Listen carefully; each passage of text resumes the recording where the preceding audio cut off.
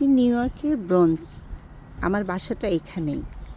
এটা আমার পাশেই পাড়া প্রতিবেশী যারা থাকেন। এখানে সবার বাসায় অনেক ধরনের গোলাপের গাছ আছে।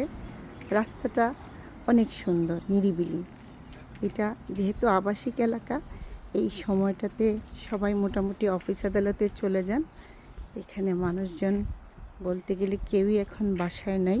প্রতিটা বাসাই মনে হচ্ছে খালি, সবাই অফিসে বের হয়ে গেছেন। কিন্তু আমি যখন একা একা হাঁটি, আমার কাছে খুবই ভালো লাগে। ওয়েদারটা খুবই ভালো।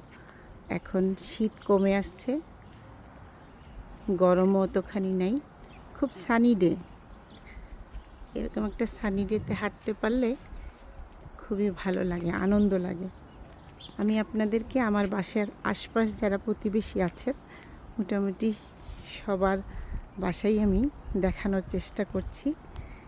অনেক রুচিশীল সবাই এখানে।